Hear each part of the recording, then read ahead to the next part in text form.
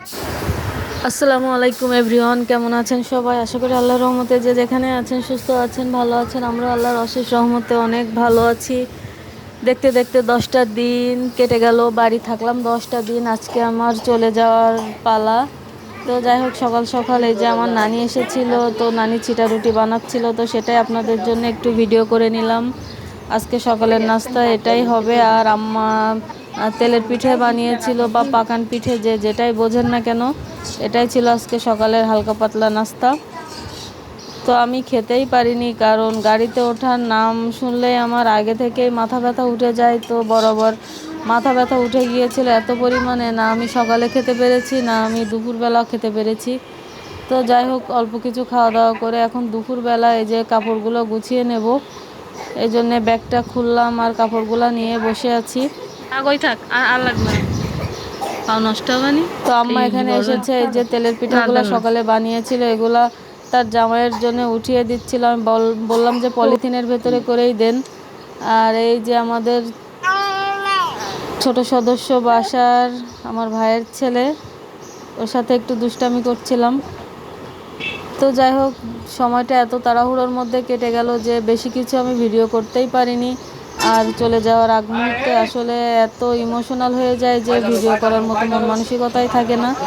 তো সন্ধ্যা 7টায় আমার গাড়ি ছিল, আমি বাচ্চাদেরকে নিয়ে গাড়িতে উঠে গিয়েছি। আর সামনেই সিট ছিল আমাদের, তো গাড়িটা ছেড়ে দিল। আর এগুলো আমার চিরচেনা জায়গা, যতই দেখি ততই ভালো লাগে। আস্তে যখন আমি সাতক্ষীরাতে আসি তখন মনে হয় যে পথ যেন শেষই হয় না। আর যখন আমি সাতক্ষীরা ছেড়ে ঢাকায় আসি তখন মনে হয় যে সময়টা থেমে যাক আর না আগাক। তো যাই হোক, অনেক মন খারাপ হচ্ছিল। তো আমরা যশোরে চলে আসলাম, এই যে মনিহার সিনেমা হল, এটা অনেক নামকরা একটা হল। তো এখানে গাড়ি থেমেছিল 5 মিনিট, তো ভাবলাম একটু ভিডিও করে নিই।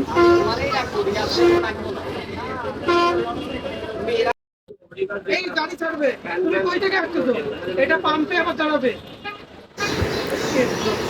তো গাড়িতে ওঠার পরে আমার অবস্থা এত পরিমাণে খারাপ হয়ে গিয়েছিল, আমি 2বার বমি করেছি। আমার শরীরে যেন চলছে না, আর এত পরিমাণে কষ্ট আমার হয়তো আগে পরে কখনো কোনো জার্নিতে হয়নি। আমার এত পরিমাণে কষ্ট হচ্ছিল। নিবানে গাড়ি থামলে। আমি বাচ্চাদেরকে একা নিয়ে আগেও অনেকবার সাতক্ষীরা থেকে ঢাকা, ঢাকা থেকে সাতক্ষীরায় গিয়েছি এসেছি, কিন্তু এত পরিমাণে কষ্ট আমার আগে পরে কখনোই হয়নি। আর এই যে গোপালগঞ্জে এসে গাড়ি এখানে রেখেছিল,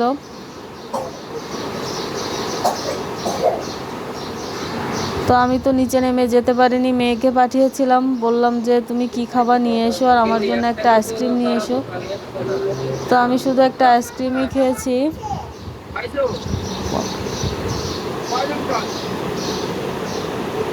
দুপুরবেলাও ঠিকঠাক দুটো ভাত খেতে পারিনি, মাথা ব্যথায়। তো গাড়ি এই তো আবার ছেড়ে দিল।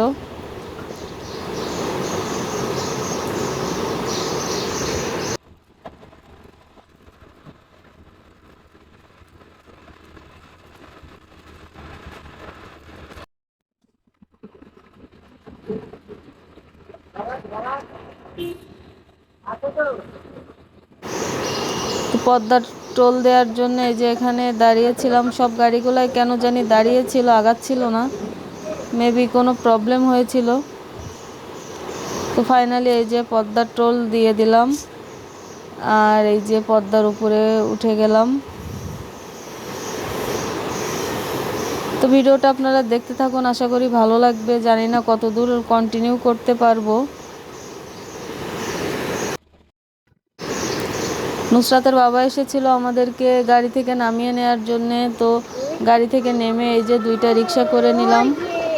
আর এত ফাঁকা রাস্তাঘাট হয়তো সচরাচর দেখা যায় না, রাত বাজে তখন প্রায় 1:45, এই জন্যে রাস্তাঘাট এত ফাঁকা ছিল। তো যাই হোক, ফাঁকা ঢাকা শহর দেখতে কিন্তু ভালোই লাগে, তাই না? তো এই যে আমরা রিক্সায় করে বাসার দিকে আগাচ্ছিলাম। আর এই যে আমার ঘরের অবস্থা, বাসায় এসে আমার রুমের অবস্থা দেখে আমার তো পুরাই মাথা নষ্ট। এমনিতেও আমার শরীর অনেক খারাপ। তো এটা কিন্তু পরের দিন সকাল না হোক দুপুরের ভিডিও, মেবি মনে পড়ছে না। তো এই যে অলমোস্ট অনেক কিছু গুছিয়ে ফেলেছি, আর এখনও অনেক কিছু গোছানো বাকি। তো টুকটুক করে সেগুলো গোছাচ্ছি, কারণ একেবারে পাচ্ছি না, আমার শরীর একদমই ভালো না।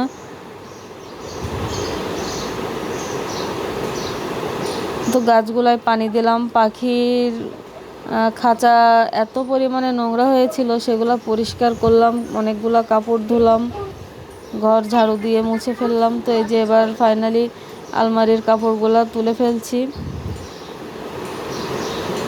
এই যে এখানে এখনো অনেক কাপড় যেগুলো ভাঁজ করতে হবে, আর তারা তো বিন্দাস মুডে আছে, তাদের তো কোনো চিন্তাই নেই।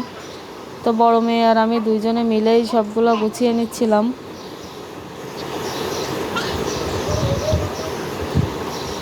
আর এটার মধ্যে একটা প্রেসার কুকার নিয়ে আসছিলাম, এটা আমার আগেই ছিল, তো বাড়ি রেখে আসছিলাম। তো ভাবলাম যে ছোট প্রেসার কুকারে হচ্ছে না, এই জন্যে আবার বড়টা নিয়ে আসলাম।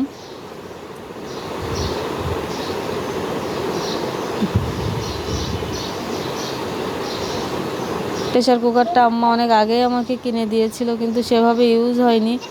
আর আসার সময় মেয়ের জুতার দুইটা নিচে পেলাম সিঁড়ির গোড়ায়, তো জুতা দুইটা আমি এই ব্যাগের মধ্যেই ঢুকিয়ে নিয়েছিলাম। আর এখানে আছে কিছু কলা, যেটা আমার শাশুড়ি বাড়ি থেকে এনে দিয়েছিল। আর এই যে বড়ি, আমার বড়িগুলো অলমোস্ট শেষ, এই জন্য আম্মা আবার বড়ি দিয়ে দিল। আসলে মারা এমনই হয়, ওটা খাওয়া তারা যায় না। যতই দিক না কেন বাচ্চাদের মনে হয় সরো। যে কমই দিয়েছে। তো সে এখন এই যে কাঁচা বড়ি তুমি এত খাবে। দুষ্টু কেন, এত দুষ্টু কেন তুমি? খুবই তুমি একটা দুষ্টামি করছে পচা সে মেয়ে। বাড়ি থেকে আসার পরে। এটা খোলা যায় না, এই যে আমিও খুলতে পারছি না, এই যে।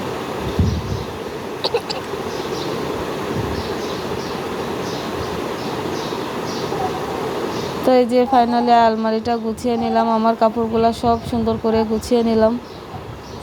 কেমন লাগছে জানাবেন। আজকের ভিডিওটা এই পর্যন্তই। আল্লাহ হাফেজ।